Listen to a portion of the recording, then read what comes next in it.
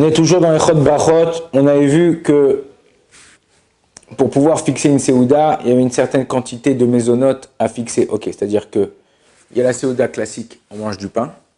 Et il y a la Séouda où quand tu manges du mésonote, on avait dit qu'à partir d'une certaine quantité, pour les Sfaradim, 4 œufs, la quantité de 4 œufs, ça veut dire 4. Dans chaque œuf, il y a 2 kazaïd, donc ça fait 8 kazetot, 8 fois 27 grammes. Je fais Netilat Yadayim à Motzi, bien que ça soit un gâteau. Et à la fin, je fais Birkat Hamazon. Ok, pour les Ashkenazim, on avait dit c'est 6 œufs, la quantité de 6 œufs, donc 12 kazetot.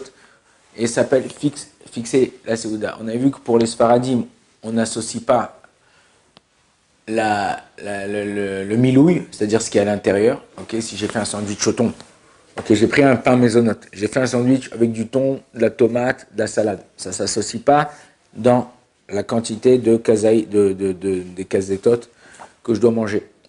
Ok, des 4. Avec un pain maisonné. Avec un pain maisonnote, Nagui. Ok, si j'ai mangé un pain maisonnote avec à l'intérieur fourré, ou j'ai mangé un pain au chocolat, avec fourré du chocolat, ou un chausson aux pommes, à l'intérieur fourré avec de la pomme. Ok, la pomme, le chocolat, le thon, ce que j'ai mis à l'intérieur, ça n'associe pas pour arriver à 216 grammes. Ok, que je considère que le mésonote, c'est pas pourquoi je vous dis ça, parce que si j'ai mangé à peu près 2 pains au chocolat, les pains au chocolat normal, 2 pains au chocolat et demi, à peu près, je dois faire Netilat Yadayim, Birkat Hamazon. Ok, donc faut faire attention, on avait vu ça hier. Par contre, les Ashkenazim, d'après le Magen Avraham, ce qui est à l'intérieur, ça s'associe dans la quantité du poids. Alors, on va donner aujourd'hui des exemples concrets pour pouvoir savoir comment faire au niveau de tous les jours. Quelqu'un qui mange, vous savez, les rogolars, ce qu'on mange en Israël, c'est les croissants au chocolat. C'est des croissants, ils badigeonnent la pâte de chocolat et ils l'enroulent, ils font des petits croissants comme ça. Ok, 3 croissants et demi, ok, jusqu'à 3 croissants et demi, on est encore dans mésonote et à la mechia. D'accord? 4 croissants, c'est petit, hein, ils sont comme ça. 4 croissants, on rentre dans la marloquette, est-ce qu'il faut que je fasse Netilat Yadayim avant ou pas? Donc il faut faire attention combien je vais manger. 6 croissants, ça y est, je fais Netilat Yadayim, Amotzi, Birkat Hamazon, ok. Et pour ça c'est pour un Sfarad, pour un Ashkenaz c'est 8 croissants, parce que eux on a dit c'est 6 œufs. Ouais, la quantité. Quand vous dites on fait Netilat Yadayim et Amotzi, ça veut dire on a mangé 5 croissants, après on fait Amotzi? Non. Oui, il faut le savoir avant. Bah voilà, bonne question. C'est quand je sais que voilà, je suis arrivé à un bar mitzvah, à Wanegen, il y a le buffet, vas-y je me lance, vas-y, allez vas-y.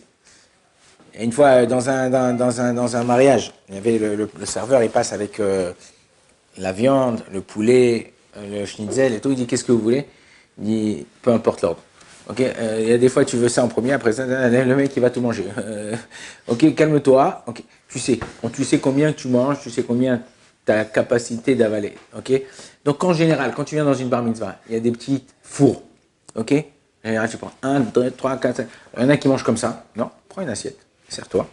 En général, tu vois combien tu as mis.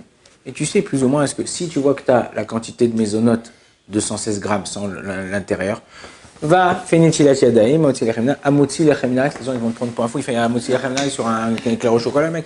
Ok, éclair au chocolat, il n'y a pas beaucoup de pâtes, mais quand même, si tu manges un éclair au chocolat, un pain au chocolat, un croissant, un chaud aux pommes, mon frère, ça y est, ok. Donc voilà. Ça, c'est pour ce qui concerne le rogolar, d'accord? Maintenant, un borékas au fromage. Ok, on parle les borékas, là, les triangles, ils sont un peu plus grands que les trucs. Ok, pour nous, les Sfaradim, on ne prend pas en conséquence l'intérieur. Jusqu'à 3 borékas, mésonotes à la mechia.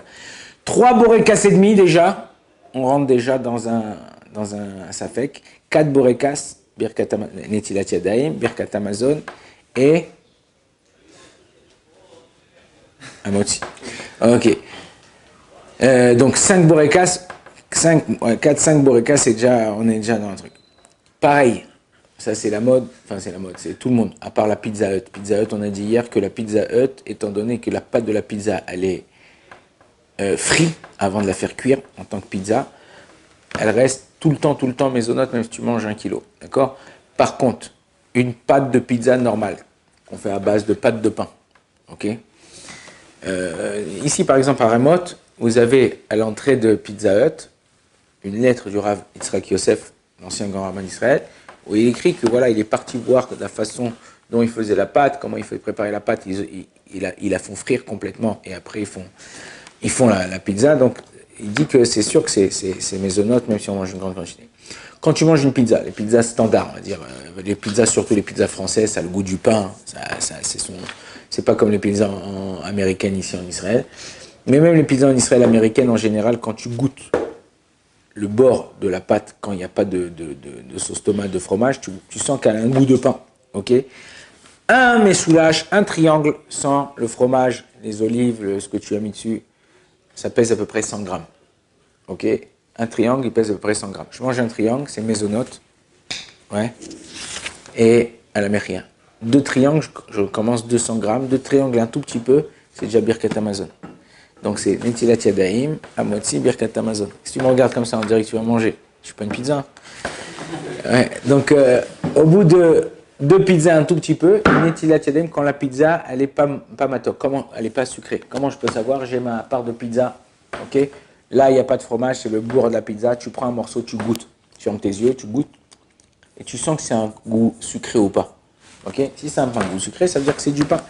Alors ça c'est du pain, c'est pizza. Mais une pizza qui est mésonote, on va dire que tu goûtes, elle a un goût sucré. Tu goûtes, elle a un goût sucré. Dans celle-là, si je mange 2 parts et un tout petit peu, Netilat Yadayim, c'est comme une pizza normale avec du pain. On voit que genre la pâte c'est du pain et tout. Si on mange qu'une part. C'est moti. Quand la pâte c'est du pain, Je prends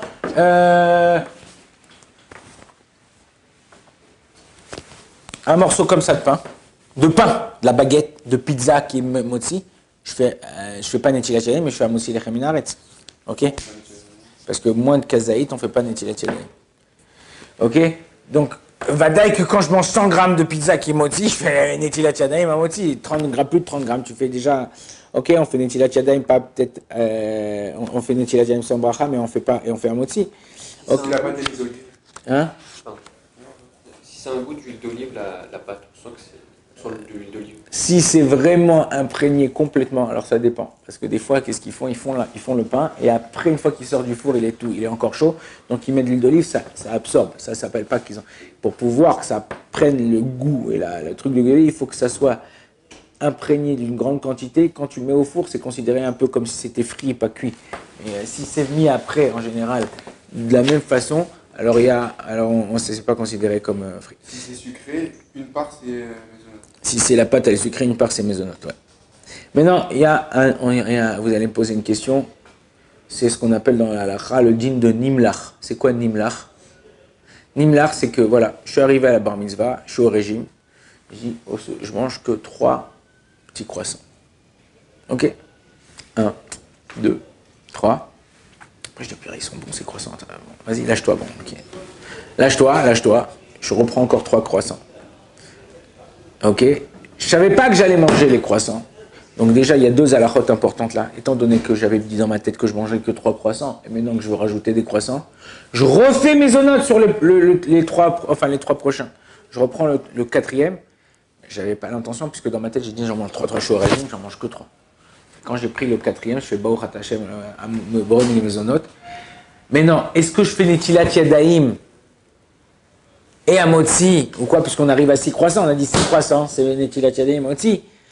Alors tout dépend si, en rajoutant le nombre de croissants, je vais arriver à la quantité de 216 grammes, sans ce que j'ai mangé avant. Non, c'est pas qu'on annule, ça reste. Mais pour pouvoir faire Netilat Yadayim à motzi et Birkat Amazon, non pas Birkat Amazon, parce que Birkat Amazon ça s'associe, mais pour pouvoir faire Netilat Yadayim, il faut que maintenant, jusqu'à la fin, je consomme une quantité de 6. Donc j'en ai mangé 6. 3 en faisant mes notes, 3 en refaisant mes notes parce que j'ai dit que je vais en manger que 3. Mais si je vais en manger 4, on a dit combien c'est de croissants? À partir de 6 croissants, 6. Donc là, il y en a 6 en tout. Mais j'en mange encore 6. Donc en tout, j'en ai mangé 9. Si j'en mange encore 6, je fais Netilat Yadayim à motzi et Birkat Amazon Vadaï. Si j'en ai mangé 3, je veux manger, non, tu sais quoi, voilà, j'en mange que 3, encore 3, c'est trop 3. Je remange que 3, je fais mes zonotes et à la fin je fais Birkat Amazon. Pourquoi? Parce que j'ai pas la quantité voulue, donc dans ces cas-là, je fais la bracha de... ouais, c'était quoi ta question? C'est-à-dire pour arriver à un cas où... Donc ça s'appelle... Ouais, ça s'appelle Gviout... Ouais. Il y a un moyen d'avoir une équivalence visuelle pour pouvoir Ouais, une petite boîte d'allumettes. Non, pas pour Kazaït, pour avoir la mesure de 4 œufs. Ouais, tu manges 8 boîtes d'allumettes. 8. Oui, puisque chaque œuf c'est 2 boîtes d'allumettes. Chaque œuf c'est 2 kazaïts. Dans un œuf, tu as 2 kazaïts. Ok? Un œuf c'est 54 grammes. Kazaït c'est 27 grammes. 27 et 27, 54. Ok. Ouais. Donc maintenant, moi, pour pouvoir faire mésonote, sur un mésonote, faire motzi et netilat yadayim, il faut que je mange 4, la quantité, qui est équivalent à 4 œufs. Si la moitié d'un œuf c'est kazaït, ça représente une boîte d'allumettes. Donc quand j'en ai 4, ça fait 8 boîtes d'allumettes. Ok? Ça te fait à peu près 2 grosses boîtes d'allumettes. Ok? Voilà. Donc 207 grammes. Au niveau de la halakha, faire attention. Même ça arrive souvent quand on rentre à la maison, le soir. Tu décides de manger, tu vois, je ne vais pas manger beaucoup ce soir et tout, je vais faire du sport, là. Et tu rentres, tu n'as pas vu qu'il y a une qui est là avec couscous à la maison et tout, le soir et tout. Hop, tu commences à manger, après encore, tu manges un autre truc. Si tu avais l'intention de dire, bon, tu sais quoi, je mange que le plat de Kela. Et après, ta mère, elle te sort un millefeuille du frigidaire. Tu dis, ah, tiens, un millefeuille, puis elle fait un clin d'œil et tout. Vas-y, viens. Tu vas dire, bon, tu manges le millefeuille, tu dois faire la bracha, tu dois faire mésonote. Pourquoi? Parce que tu n'avais pas l'intention de manger. C'est pour ça que c'est important, quand tu fais une bracha, ou penser à tout ce que tu vas manger, ou je fais la bracha comme un invité. Ce que ma mère me sort, je mange ça, parce que moi, je suis venu pour manger. Pas je mange que ça, ne te fixe pas à chaque fois. Sinon, après, tu rentres. Tu devrais faire d'autres brachot. Baruch Adonai L'Olam, Amen, Amen.